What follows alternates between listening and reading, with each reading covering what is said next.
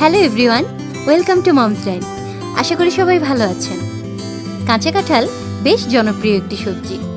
আমরা এটাকে অনেকভাবেই রান্না করে থাকি, তবে আজকে যেভাবে রান্না করব এভাবে খেলে এর স্বাদ সহজেই ভুলতে পারবেন না। আজ আমরা কাঁচা কাঁঠাল দিয়ে চিংড়ি রান্না করে দেখাবো। তো চলুন শুরু করা যাক। এর জন্য নিয়ে নিচ্ছি 400 গ্রাম কাঁচা কাঁঠাল। কাঁঠালটাকে টুকরো টুকরো করে কেটে সামান্য হলুদ মিশিয়ে সেদ্ধ করে নেব। যেহেতু চিংড়ির সাথে আবারও রান্না হবে, তাই আমরা এটিকে খুব বেশি সেদ্ধ করে ফেলবো না।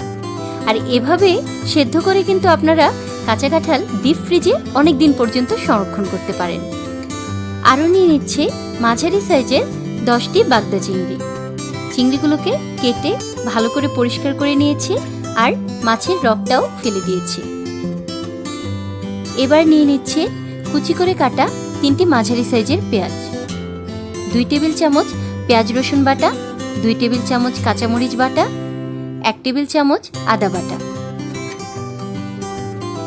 এবার একটি কড়াইয়ে 200 ml তেল দিয়ে দিচ্ছি।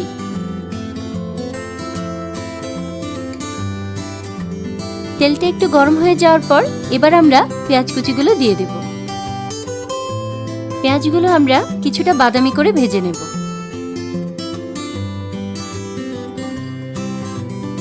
এখন এতে দিয়ে দিচ্ছি 1 চা চামচ হলুদ গুঁড়ো, 1.5 চা চামচ লাল মরিচ গুঁড়ো,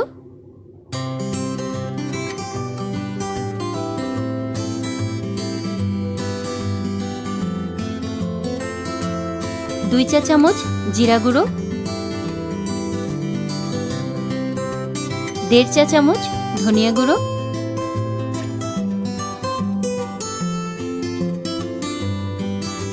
বাটা মশলাগুলো দিয়ে দিচ্ছি।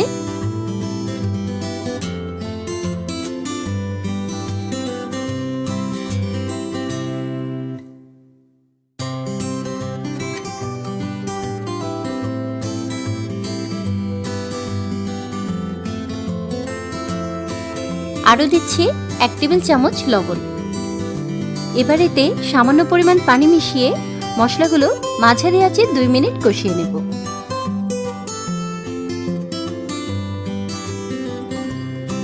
তেলটা উপরে উঠে এসেছে, তার মানে কষানো হয়ে গিয়েছে। এবার চিংড়িগুলো দিয়ে দিচ্ছি। মাছগুলো আমরা মাঝারি আঁচে 2 মিনিট রান্না করব।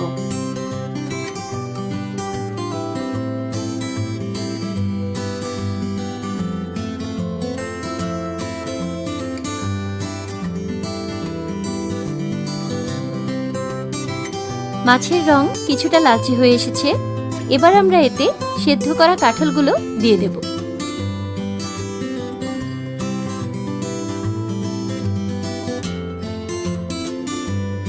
কাঁঠালগুলো ভালো করে মশলার সাথে মিশিয়ে নিচ্ছি।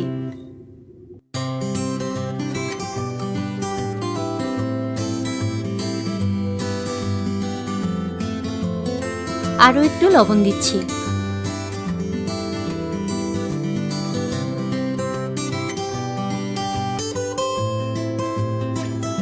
এবার আমরা এতে 1.5 কাপ পানি দিয়ে দিচ্ছি। আপনারা যদি ঝোল একটু বেশি রাখতে চান তাহলে পানির পরিমাণটা আরেকটু বাড়িয়ে দেবেন, কারণ কাঁঠালের তরকারিতে এমনিতেই ঝোলের পরিমাণটা কমে আসবে।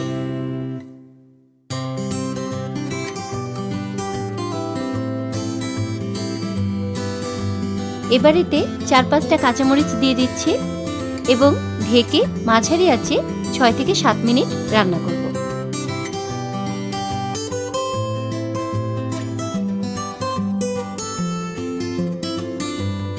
5 মিনিট পর এভাবে একটু নেড়ে চুলো থেকে নামিয়ে নেব।